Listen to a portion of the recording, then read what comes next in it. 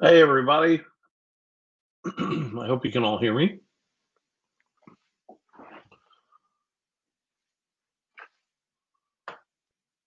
We have oh, good. Thank you, CR. Looks like we're all here. Good to go.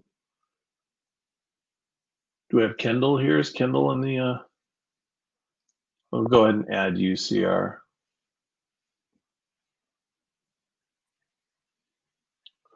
Hey there. Hello. Got a lot of people hopping in here. It's gonna be a throwdown. It's gonna be a hootenanny.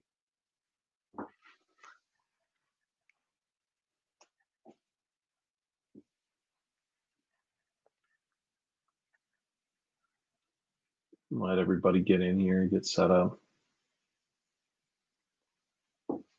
There's Joseph. Excellent. Joseph Hall, ladies and gentlemen. Howdy.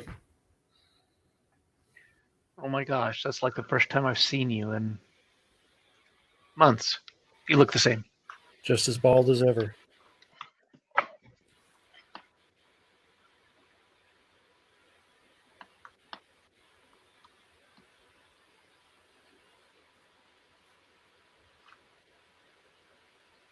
All right, got a bunch of people hopping in here. Where's the rest of our SaltStack competitors at? If you are one of our SaltStack Demo Jam competitors, be sure to hit that share audio and video thing. There's Kendall popping in. Good deal. Hey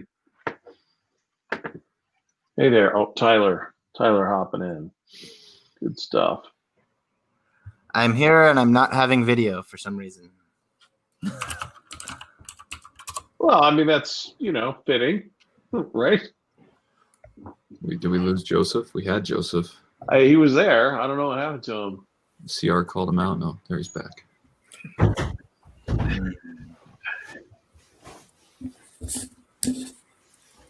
Oh, he's putting on his coat. Tom is putting on his coat. Oh, it's serious now. Oh, It's serious. You know what's great is that I'm no longer a fat guy in a little coat. That guy in a little coat. That's right, Nick. I wear pants like a man. By a show of hands for our competitors here, how many of you are actually wearing pants versus PJs? Versus PJs? Yeah. Okay, CR's ready. Dave's ready. I'm wearing pants like I don't have my camera working. All right, I gotcha. I like that Chunga did not stand up upon prompting the question. Oh, listen. I mean, no joke. We had a very early morning getting ready for Salt Cup this morning. So with 39 people watching, I'm going to show you what's on my PJs right now. I have the Bumble PJs on. Classic. From Rudolph the Red-Nosed Reindeer. There they are. And I've just been sitting at my computer screen ever since. Yes. It's amazing. Thank you, Nick. I told somebody in one of the practice runs we did, if they were able to get their Salt Comp socks from last year on their video somehow, I'd give them bonus points. But I haven't seen any socks yet. Yeah, we had enough people steal them that we should have tons of people in the SaltStack socks. I know, right? I have a couple pairs somewhere. Probably I should just hold them up to the camera. But Yeah, you sock puppets. Yeah. Oh, yeah, Nick's got his on. All right. We got Derek. Hey, give people a few more minutes. Hey, Derek, give people a few more minutes. Who are we missing? Do we have all of our competitors? Phil is not here. Oh, Phil, I got to let Phil in. He's standing by. There he is. Hey, Phil. Hello. I like how you keep saying all of our competitors, and I'm thinking, yeah, we've got Puppet, we've got Ansible, we've got a little smidgen of Terraform over here. And Yeah. Wait, which one am I? What? Which one am I? I wasn't actually identifying you with anyone. cPanel. And I wouldn't be that rude to you, Joseph. Who said cPanel? Oh, that's All right. right, listen. As everyone is jumping on here, hey, Brooke, thanks for hopping in here. Thank you for joining us, each and every one of you, here for the SaltStack 20 Demo Jam. For those of you that do not have your microphones muted, it might be a good idea to mute them if you're not going to be talking. As you can see, we've got 9 of us here with our cameras on. All of these guys that you can see here are going to be competing against one another. They're all SaltStack employees, and Tom Hatch and I, along with Kendall Lovett. Everyone say hi to Kendall. He's one of the organizers of SaltStack here and has done an incredible job, if I do say so myself. Let's give it up to Kendall Lovett.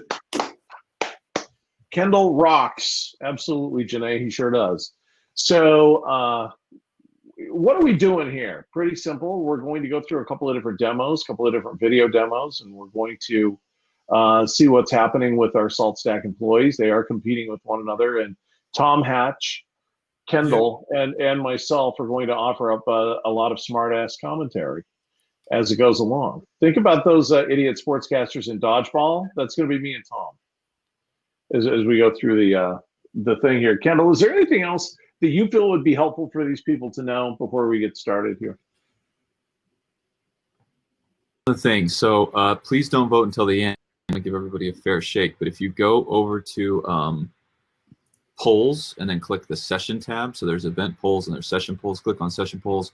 We will be letting you be the judges of who's going to win this competition today. So there is a option for each contestant. After we're done, you'll have a chance to vote and let us know who you thought was the champion of the SaltStack 20 Demo Jam. I already voted for myself. I hate to blindside you guys, but we're going to throw you a little curveball. I have talked with Tom here before the session started, and the 3 lowest individuals are going to be fired. So I mean, no pressure. I'm just putting it, just putting it out there. Kidding. Only kidding. For the record, I recently traded my ability to arbitrarily fire people for money. Right, yeah, that's right. He can't do that anymore.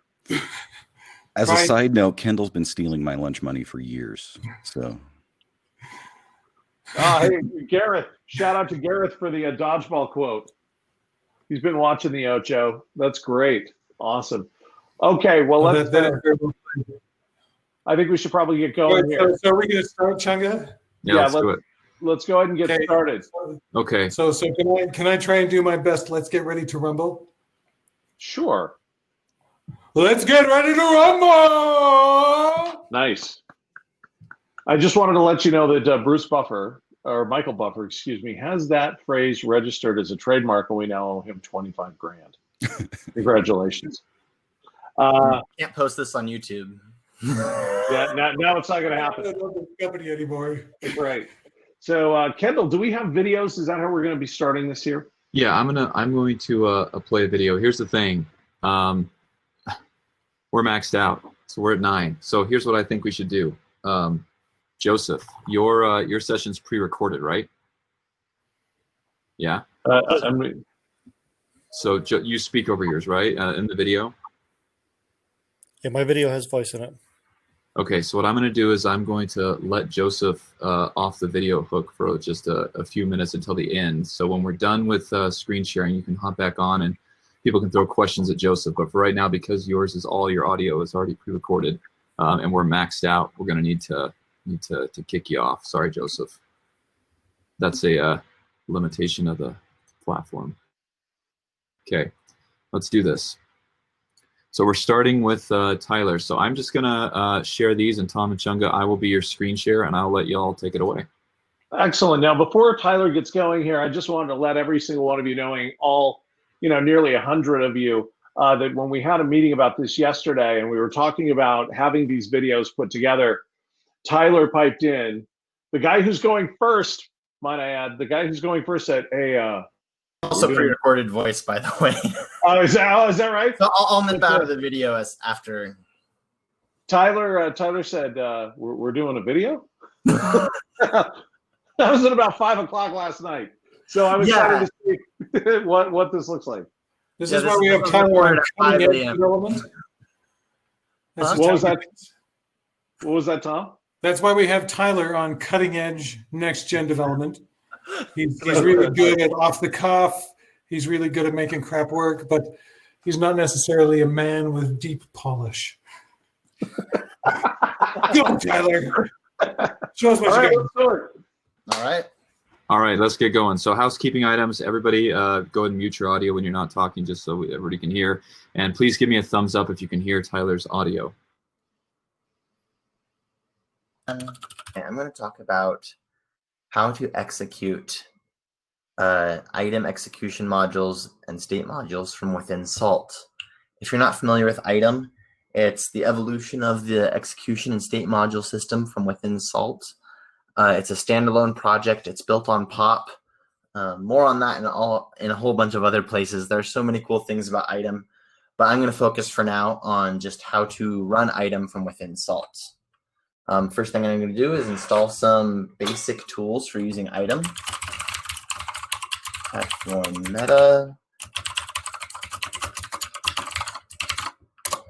So item platform meta will install item Linux, which will make sure that I have grains, giving access to grains, and executions, some basic execution modules and states. For example, I can run item exec command.run ls, and yeah, I have that command.run state right out of the box. I also have this simple state that I wrote that does a command.run ls and also does a cow save fortune command. So I can just say item state simple.sls to run that state, and that's it. So here I'm going to just real quick run that one state with salt. So to do that, I'm just going to say salt call local state.apply item cloud, and poof, it's pretty much the same thing. You'll notice there were some differences in this state. The new execution module and state module within Salt is called item.state, and I just passed it a list of item SLS files. In this case, I have 3. The simple one that I ran with item on the command line and just now with Salt, this EC2 one, and IAM. So I'm going to uncomment those real quick, so I'll run those next. Let's see what those look like. So my EC2 state, what it's going to do is it's going to set up a VPC, a subnet, an EC2 instance, and then EC2 image. And as you can see, like my VPC is used in my subnet, which is used in the instance, which is used in the image. So this is a pretty complex state for item cloud. And with item, we have so much more control than we do in Salt Cloud for AWS and for all clouds, really. So I'm going to run the state real quick so we can see that. And then my item AWS IAM state is going to create 100 users with IAM. And all of those are happening with my local stack instance up top here. Local stack infra start.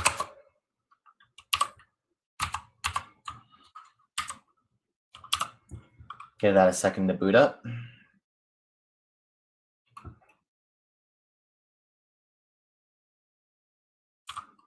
Boom.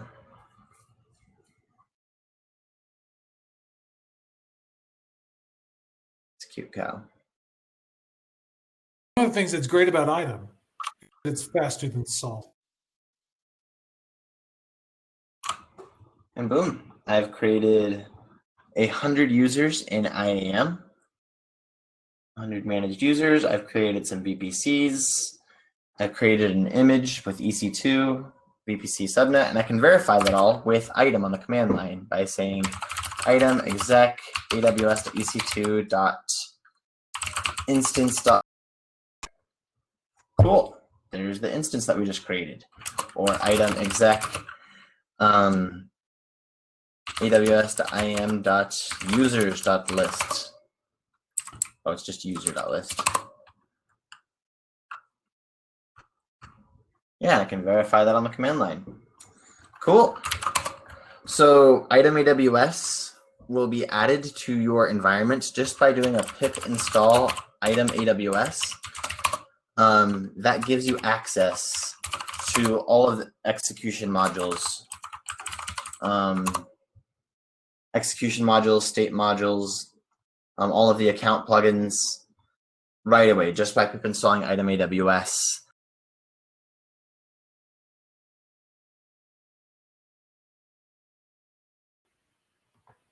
Want to screen share? Go for it.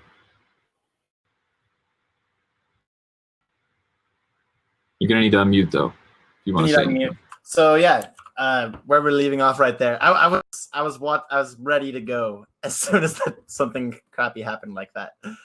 Yeah, I can run item exec aws.iam.user.list filter by name, and I can have all of my, well, now I don't have that state ran. Item state iam.sls. There it's creating my users again. Like Tom said earlier, this is way faster than Salt, and we have much more fine control. Like in Salt, it'll set up an instance and it'll do all of the things for you for creating an instance, but here we have a control over VPCs and connecting different VPCs and subnets. You just have so much more fine-tuned control with item. And here's my item exec AWS filtering by name. So with the power of item, we can run exec modules on the command line and just get so much more information from item AWS. And it uses your account credentials, or it uses your existing AWS. So item has what we call account for storing profiles and providers, and we can use this to specify multiple profiles, or you can just do it out of the box with your plain old AWS configuration. So that's it. Item Cloud is awesome, and you can now use it within Salt. And coming soon will be bootstrapping Salt from Item Cloud. That's my top priority right now. All right. Yeah. Thanks, Tyler. I've got to say, I'm deeply proud to see my creation in action, and all the hard work Tyler's done to make Item kick far more butt. So thank you, Tyler. And now we're ready for Dave. Oh, wait, what am I doing? Hold on one second. I was muted. I apologize. So really quickly, Tom, as I'm watching the chat during Tyler's fantastic presentation, and because I was muted, I've got to give him another round of applause there. Well done, Tyler. Not only that, I'm pretty sure he hasn't been sober for the last 3 days. So that's even better. So Tyler, again, hold off on the voting as Kendall has asked until the very end, but that was absolutely fantastic. But in the chat, I saw a couple of people asking what item was. You know, what's item? Asking for a friend was one of the ones that I saw. So Tom, if you would, for those people that are new to this and maybe they don't understand exactly what item is, can you give us a quick elevator pitch? So basically, item is just the Salt config management engine, but rewritten completely on top of POP, made more pluggable, on top of Python 3, and fully asynchronous. So basically, it's everything that was great about the Salt state system, but now abstracted as a standalone, portable, item-potent language. And we announced it a few months ago, and it's already been getting significant amounts of traction. It's really exciting. And you can call it from Salt. So you can think of it kind of like an evolution of the Salt state system, where the re-engineering allowed us to get a lot more power into the Salt state system, or into that's awesome. The next generation of it. Yeah, that's good stuff. And also I need to second Kendall Lovett's comment in the chat. Tyler gets mad points for using 400% font on his window, which never happens with developers. Right? No, I'm pretty sure Gareth Greenaway uses like 15% every time I see his screen. I don't even know how his eyes do that. It's amazing. All right, we got to keep moving for time's sake. So next up is Dave Boucher. So Dave, you're going to be speaking over yours live, right? What? Live? Oh, the recording. Take it away. Oh man, we don't have any time. Okay. go ahead and hit play, I guess. All right, so this is the demo I put together to talk about Salt and kind of show off the event bus, beacons, and reactors. Is the video playing? Okay. So you hear a lot about Salt talking about event-driven automation. So the event bus is all the communication that happens between a minion and its Salt master. Events are flowing. Salt uses the events under the covers. So for example, when a minion starts up, it sends a startup event. When a job completes, it sends a job completion event. And we can use that for our own benefit. So we can generate events in a number of ways. One of them is using a beacon module. In the middle there, you can see we have a number of beacon modules that you can watch files in your file system. Oh, I'm behind here. We're going to show off a Twilio beacon here today. And then a reactor can react to those. So in this diagram here, if you look at the bottom, we have the iNotify beacon. We're going to watch a file for file changes. We have a Twilio beacon that's watching a Twilio text message queue for text messages. And then on the Salt master, we have a reactor that's going to look for certain events that we're going to send, and then it's going to spin up containers on my local LXD server using item LXD, although you won't really see that, but that's what's using in the background. So it'll spin up and tear down a container. We're also going to use Salt API, which is you can enable on your Salt master to allow REST commands to come through. And we're going to use that to stream events to a web page. So Salt API can actually host a single page application. It'll connect to the Salt event bus and just show us events that are happening in pretty much real time. So what we're going to show here in just a moment is a demo of this happening. So on the it's not as great. Okay, on the right-hand side, we have our single-page application. Again, we're going to see events coming through. On the left-hand side, I've logged into my Salt master, and you can. I'll be sending some events from the command line. So I'll run a command here, and then you'll see the results of those commands being displayed both in the terminal as well as on the web page. So here I'm running a test.ping. We'll see the result come back here. We'll also see it on the GUI. So you can see what we're seeing in the GUI here is representing the event as it comes through. I'm going to run a disk.usage command. We'll get those results. We'll also see it in the GUI. Again, we're just seeing events as they flow through the Salt event system. Here I'm going to list all the software that's installed on my machine and their versions. So you can see these commands coming through. Now I have again, I mentioned the iNotify beacon that's configured to watch a file, and you can watch a file or a whole directory of files. I'm going to watch the a file at /serve/saltconf.txt. We'll look at the config here. Sorry, that is not very visible at all to me in my view of this, but that's a simple YAML config for that. Now I'm going to modify that file and add some text here. And you'll see when I save this, iNotify will send a message. The iNotify beacon will see that. It'll send an event on the event bus, and then we're going to display it here in our web page. So as Dave is doing this, Kendall, is it Gareth that's got the smaller font, or is it Dave that's got the smaller font? I have to use my dominant eye. What's sad is I actually did increase it from where it's normally at. So I apologize for the small font. Okay, this command, which you probably is probably not legible, is I'm directly sending an event. So if you kind of get a clear view there for a second, I'm sending an event called action status. What that's going to do, it's going to check to see the status of my container. And right now, you can see here the result does not exist. Now I send another event called action create. The Salt reactor saw that event, and then I have a Salt command that spins up a new container, and I ran the status again, and then we can see that the status is stopped. So the container was created, it's sitting there in a stop state, and now I'm sending an event to delete this container. So again, I'm I'm sending events. It's hard coded, so it can only affect that one container. It can create, delete, start, stop, all through events that are passing through.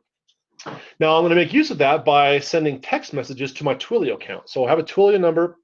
It's this number you can see here, 385-800-81111.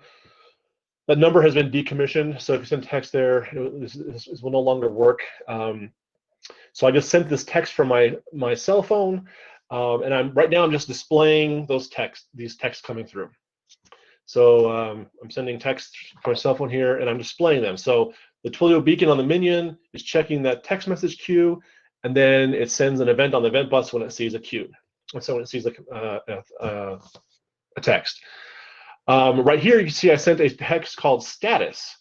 Status, this web page, the reactor is designed to look for status in the text. If it's there, it'll run the status command on the container. You can see here I ran create, just like I did before, and now I created the container. I checked the status, and again, it stopped. And then now I'm going to send delete, and now it went and deleted the container. So you can see here, we have a bunch of moving parts here. We're pulling data. Our reactors are taking action based on events that are coming through. We're pulling events from multiple locations. And I just want to kind of show how you can use SALT to be this tool that can reach out and receive information, act on information from various disparate sources, send information to various disparate sources, and really be a tool to accomplish pretty much any business need or infrastructure need that you might come across. Today we're going to talk about Octosalt. Oh, something started. I don't know what that was. Joseph has spawned into existence. He's ready, man. All he's right. He's like a rubber band pulled all the way back. All right. So yeah, Joseph, for time, why don't you join us? He's coming back on. All right. So Joseph is going to be presenting Octosalt.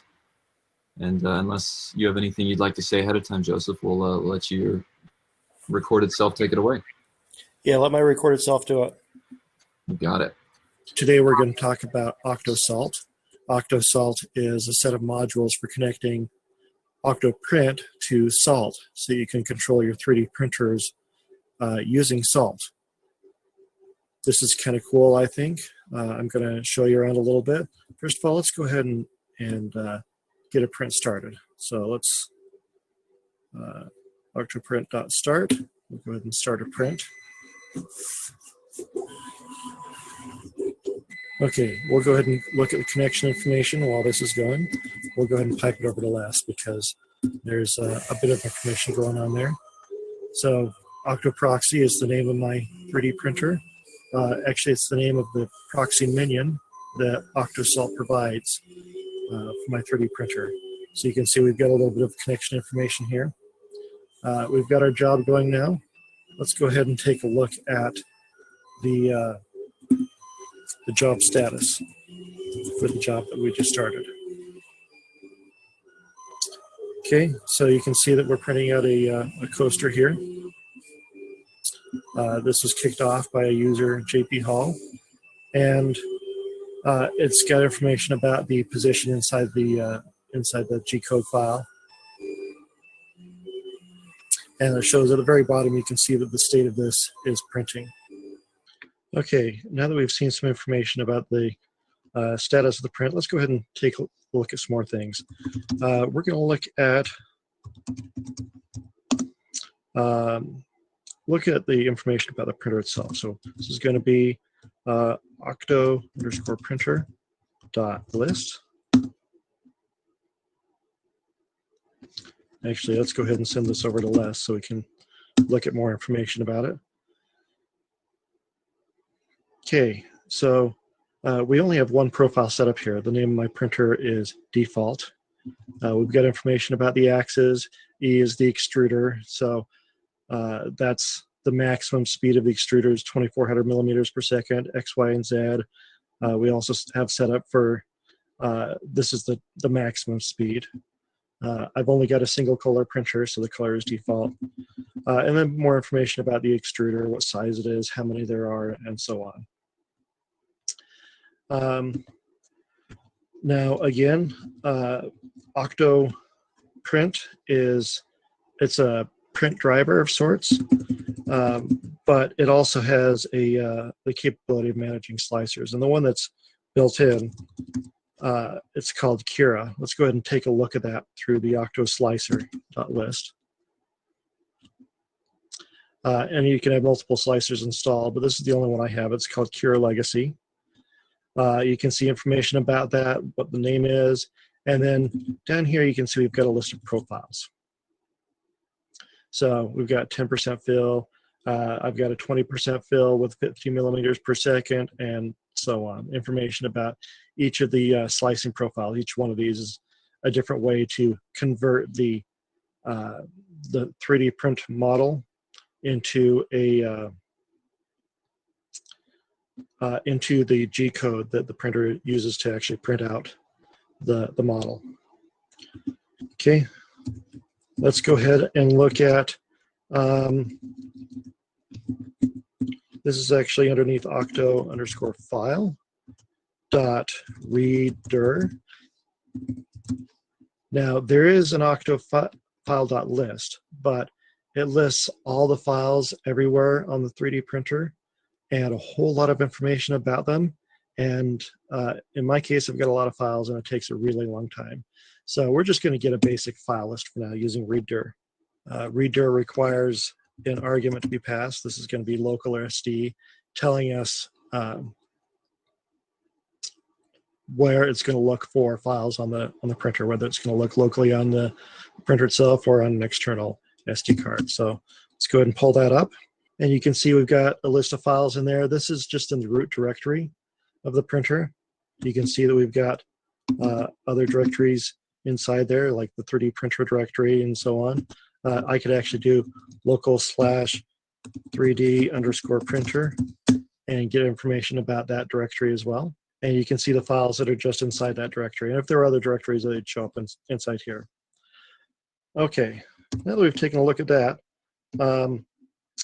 there's a little bit more management inside Octo Print. It actually has users. So we'll go ahead and look at, this actually is under the virtual name for user on Salt. So user.list users.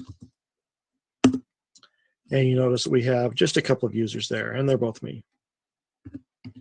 And then we have, if you want more information about the users, we can do user.getEnt. And that's going to show us a lot of verbose information. So on Octoproxy, again, this is my my printer. I've got a user called JP Hall. He's got an API key. He's an admin. He's a member of a couple different groups, and he's got a lot of roles. And if we scroll down a little bit, we can see that there's also another user, my Joseph user. He doesn't have an API key, but he has pretty much the same roles because he's also an admin. Now you can see in the background, my printer has been going. I actually set this to time lapse, so it's only going to take a handful of minutes for this print job to finish. And when it comes out, you're going to see a couple pieces of a coaster, and that's Octosalt, my collection of modules. For those of you that want to download Octosalt, you can find this over at GitHub. This is at TechHat, that's me, /Octosalt. And there's actually quite a bit more to Octosalt going on here, but we're limited on time, so I'll let you go ahead and check that out yourself. Joseph. Give it up for Joseph Hall. Very impressive. Thank you. Woo! Way to go. I mean, that was mind-blowing. I don't know how many of you heard it, but I could actually hear Joseph whispering under his breath, "Be sure to drink water like a human." Nobody got that. It's a meme.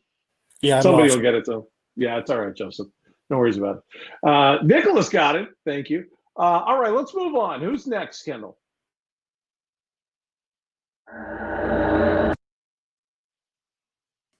That's me. Palm was Saltinator, not to be outdone by Joseph's picture-in-picture film, iMovie hero. Here we go.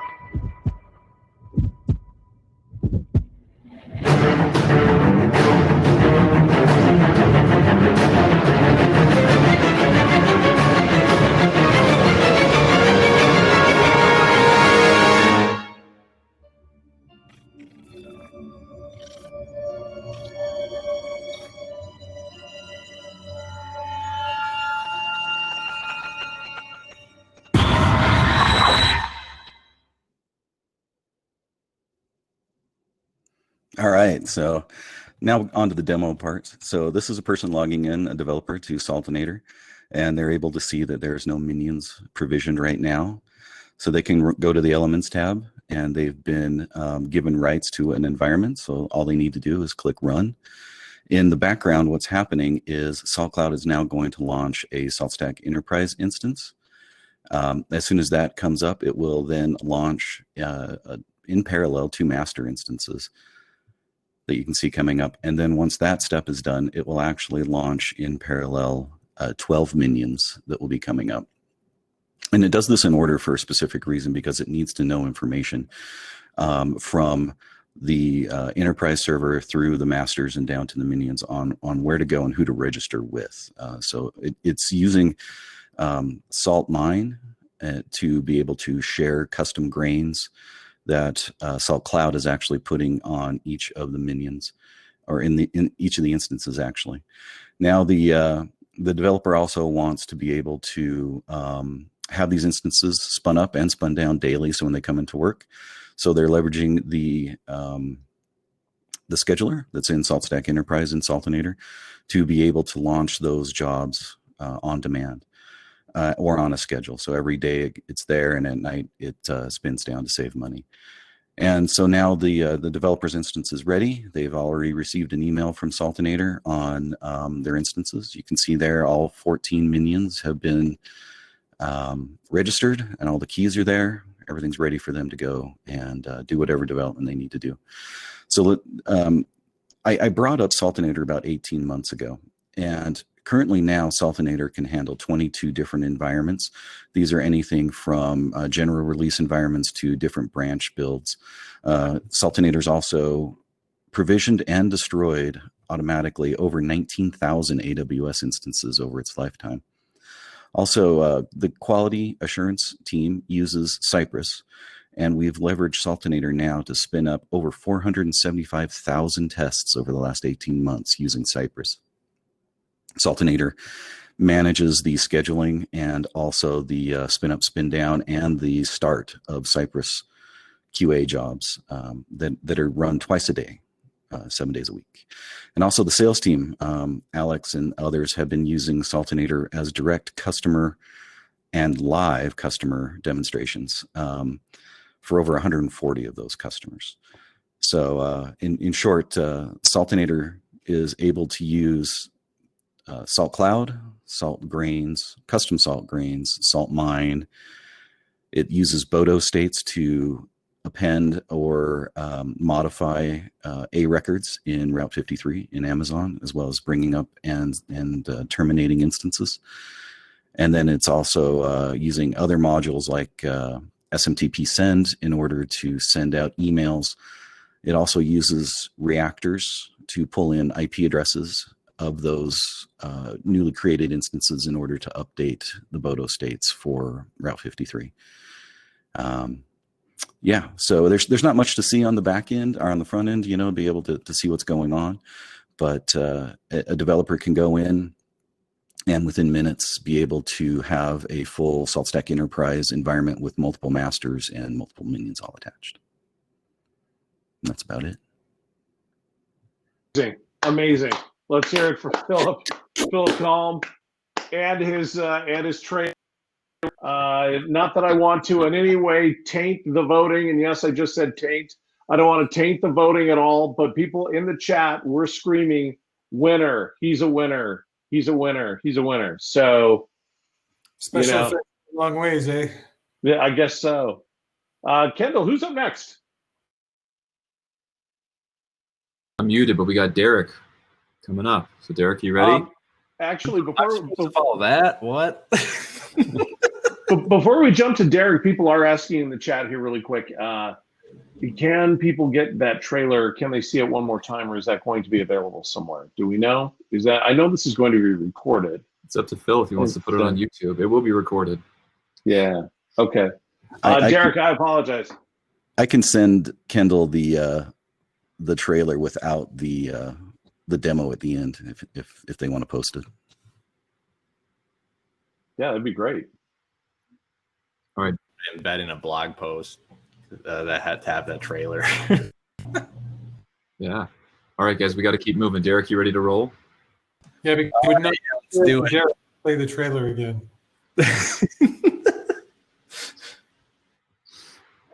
Okay, here we go.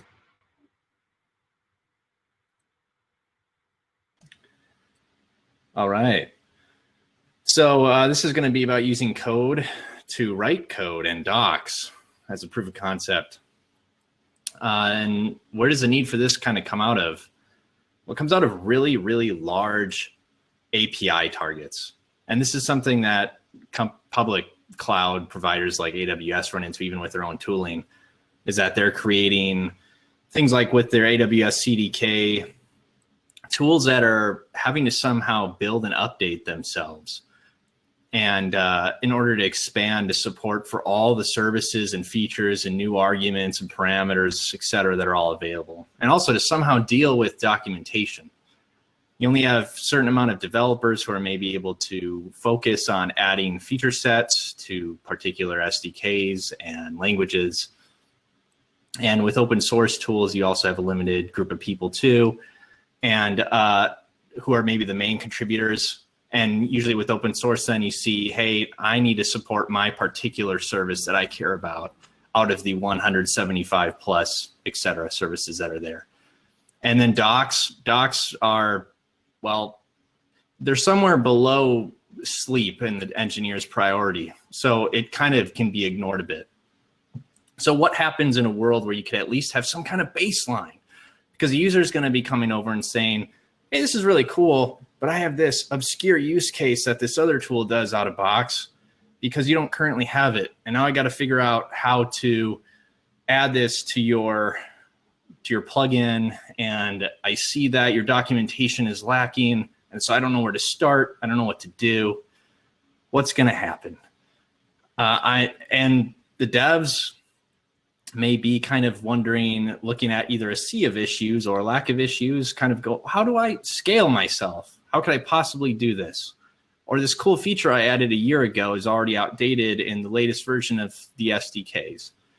And, oh yeah, examples for using it within the code for how you're properly accessing the hub with these functions, and also examples for how you're using item from the CLI. Are they there? At some point they'll be added. So how do we get at least a baseline of some kind? And so this is one where I wanted to see what I could build with item AWS. By the way, I pretty much said, I could probably do this. And they said, okay, Derek, you'll be on. So I just whipped something together, and it's a proof. That's why it says proof of concept, by the way. So let's see how my zoom is. Oh, cool. You can see the text. All right.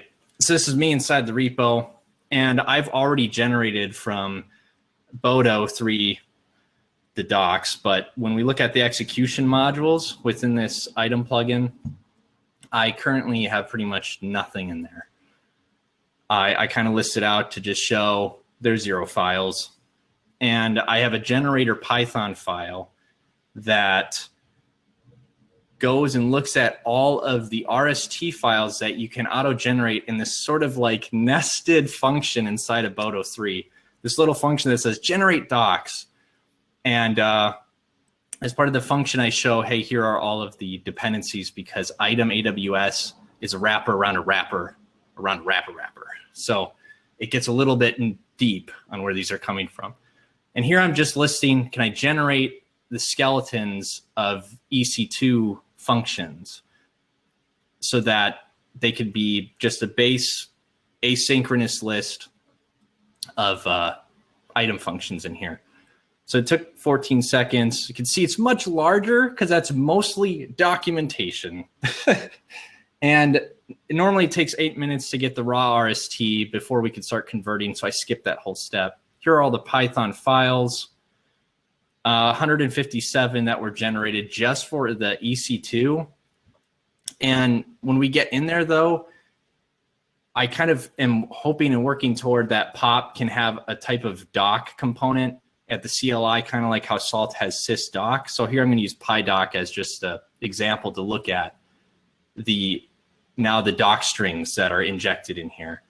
And here's one for describe instances, a really common EC2 client call. and it's going to have all the text in there, everything that those parameters can provide as arguments to quargs. But this proof of concept, I almost got there, but I wanted to get to a point where I can convert the examples to be in the proper syntax of the asynchronous function, or at least a base item call. Now, though, because it's gigantic, how much of it is text built in, it might be a better idea just to simply have it, the Sphinx documentation generated online, and then the item tool existing on a node where you're not going to care maybe about accessing that help content, so it could be stripped down. And that gets pretty large too, because it's really just taking everything with auto module out of those doc strings. And here's just what an example would look like, where it would take it, generate a site. This is using a Sphinx an alternative theme with Sphinx that's material based for that same describe instances that we were just seeing at the CLI. And so I would want this, if it could be built out further, to grab and create a whole ton of baseline functions that could be called elsewhere from more detailed ones, like kind of what currently item AWS has that are more targeted. But then this would allow people to go, you didn't add some extra support to this, but I'm trying to use this special call that Boto 3 can do. Oh, cool. There's documentation on what parameters are accepted into this kind of item call.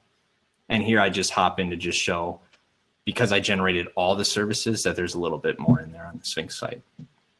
And that's really the proof of concept of the idea. And I got these links that I'll put into the chat related to that proof of concept. I have to admit that this is expanding pop, so I'm going to own a bias as to how much I love this. Well, this proof of concept is targeted to item AWS specifically. So acting almost like as either a plugin to item AWS or an item target that item AWS would be a plugin to. So instead of it being a pop-based functionality, at least in this targeted fashion. Oh, no, that's good. You said my favorite word, plugin. Who's next? Give it up for Derek, ladies and gentlemen. Well done, Derek. Right, Derek gets bonus points because he unlike the rest of you, has way overused stock photography in his presentation. I noticed. And out of everyone that you can see on camera, never mind. I'm gonna get myself in trouble. Never mind. Let's move on, shall we? Well done, Derek. All right. Before Chunga puts his foot in his mouth, go ahead, CR. You are Okay. our last, How but many? definitely are not least. I hope I'm not least. Everybody hear me okay? Yeah, we can hear you. You don't need to yell, CR. Oh, am I yelling? Sorry. There you go. Okay. So what I want to show you today is our Million Minions demo. So we actually put this together for real. This is not a drill. Let's see, how do I want to phrase this? So this test was more of kind of a does it blend test rather than like a reference implementation for a production installation. But we really wanted to show that SaltStack Enterprise has come a long way. Just to start with, we deployed this in AWS. You can see as we run this video, I'm going to have some slide overlays here for us. We had 120 masters in AWS. They were M5 2X larges. They had 8 cores and 32 gigs of RAM. And I think you can go ahead and hit play, Kendall. We had one Redis server, which is just a T3 medium, 2 cores, 4 gigs of RAM. We have Postgres and SSE, which were C5D 18 extra larges, so 72 cores, 144 gigs of RAM, and that was really based on a customer environment that we were working with at the time. We wanted to match that environment as closely as possible. So you can see here, we've got 1 million minions running. So the improvements we made in SaltStack Enterprise fall into 3 categories. We get the Salt Master, the SSE Master plugin, and SaltStack Enterprise itself. And you see right here, I'm going to start a test dot version on all million minions, and we'll fire that off, and I'll keep talking as that runs. You can see the spinner does run a little bit here and there. So the first major change that we made was to the Salt Master. In V3000, we added the ability for the event queue to be for events to be queued on the master side and batched up so that they can all get submitted to the event bus in a big chunk rather than one at a time. So there are 2 tunables for this: event return queue and event return queue max seconds. The way this works is we keep track of the last time the event queue was flushed. If the queue doesn't fill up before the number of seconds have gone by since the last flush, we go ahead and flush it. This way, Salt setups that don't have a lot of event traffic won't get sluggish response. Then for setups with more traffic, it's likely that the queue is going to accumulate event max events more often than event seconds, so that we get to drop a large chunk of events off to the returner. In our testing, depending on the beefiness of your masters and the busyness of your network, it seems that you reach a point of diminishing returns around a batch size of about 2,000 events. Beyond that, it doesn't really seem to make a difference, which is kind of interesting. So let's see, we're just waiting for paint to dry here.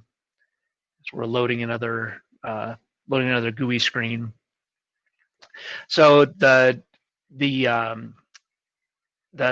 second category is the master plugin, and in the master plugin, we also enabled queuing for events and RPC calls, but instead of being local to the master, these are queues and batches that go up to RAS.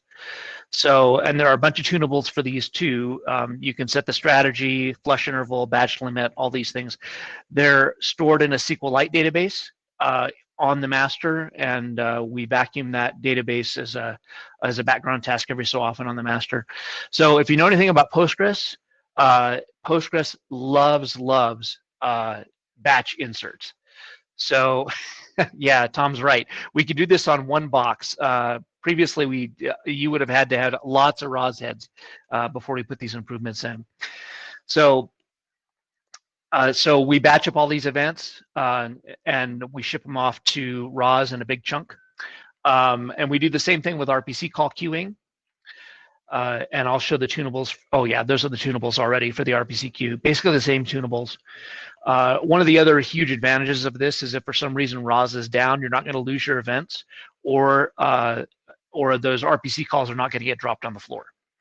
So it really helps for resiliency.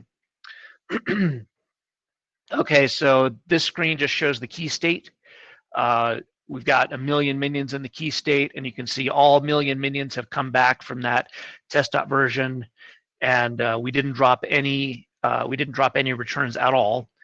And I click in here to the job detail just so you can see that it's not a fake. All those returns are really there.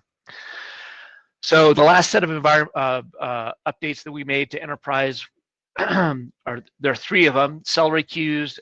I'm sorry, 2 of them: celery queues and RBAC control and target group updates that really sped things. Oh, actually, there are 3. I forgot the GUI. So here on the screen, I'm creating a target. It's a smaller target, about 7,000 minions.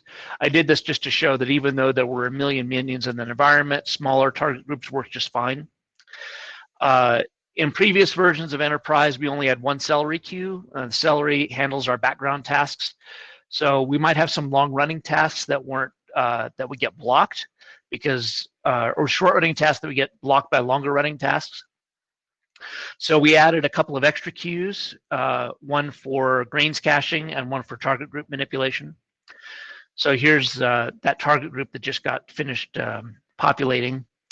We're going to send a test.ping off to that. And this is actually really quick. After I submit this, it's just a couple of seconds till all those minions come back. I was really stunned. This is not one of the parts of the video where we did the time compress thing because I didn't need to. 7,500 already back.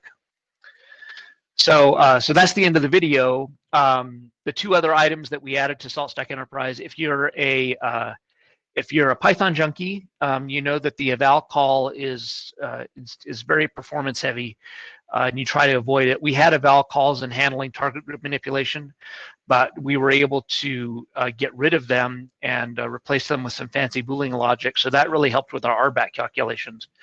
And then the last thing that we did on the enterprise side was made sure that the GUI would be able to page basically any grid view. So previously we would overfetch a lot of data, even if we weren't sure we were going to show it. But we pared that back quite a bit in 6.4.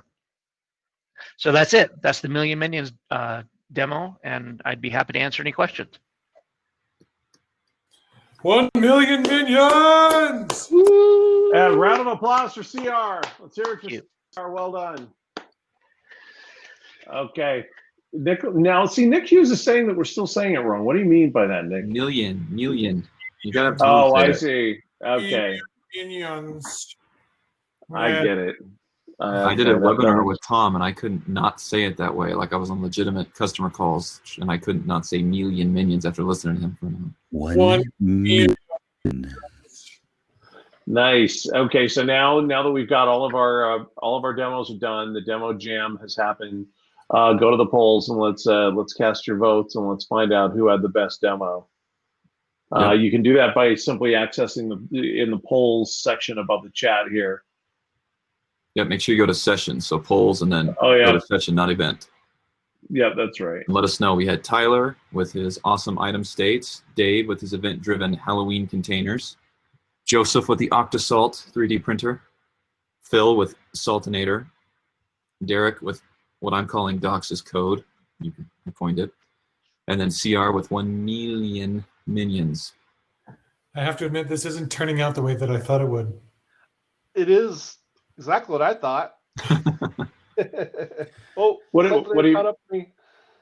do you mean by that, Tom? Is there something specific you mean by that, or? What I mean by that was that my early assumptions were based purely on content, not on delivery. And so the delivery completely changed the outcome, because I haven't seen these demos before. Right. And Tom, have you voted? Are you going to vote? I voted. You did vote. Yeah, but Everybody go over to the sessions tab. You got to vote in order to see the results. So go vote right now. We've got just a minute left. Man, I don't know who to vote for. There. It's pretty tight. Close running. There's 100 people here. We should Vote now and vote often. All right, I have voted. Vote you're going to have for the next 2 weeks. It's going to be close here. It's very close. Oh, Tyler and Dave jumped at exactly the same time. Man, sweet mercy. Interesting, because there's 103 people in here, but there's not that in the votes. Yeah, I wish we could put the polls up on the screen, but everybody who's attending, and then over to sessions, and once you vote, you'll see the results. We've got Phil ahead right now at 23%, but Tyler's right on his heels at 22%, coming in hot. So we're about out of time, so we're gonna have to call it. I don't know, Tom. I guess you're gonna have to call it here pretty quick. And Tyler's the winner. No, Phil's the winner. No, you can't be the winner, Tom. It looks like Phil is going to be taking it home by 1 vote over Tyler. Yeah, good job, Phil. So, congratulations. And it should be noted that everyone was in like 4 or 5 votes from one another. So very impressive, very impressive. And thanks to everyone who's voted. Yeah, thank you to all of our presenters. They all put a lot of work into this, showing off the flexibility and some of the coolness of Salt. So thanks everybody for competing and participating. Any closing words, Tom? Anybody else? The only closing word that I have is that Saltinator has killed more instances than Cecil B. DeMille. Was that Gareth? Did you steal Gareth's quote? Yeah, but it was from Blazing Saddles. I think he did. Okay. All right. Just putting it out there. Yeah. All right. I got another session. All Thanks, right, everybody. you guys. Thanks for joining us at the demo jam. Well done, Kendall. Well done, Tom. Everybody. Thanks. We'll see you at the next one. See you guys. Bye.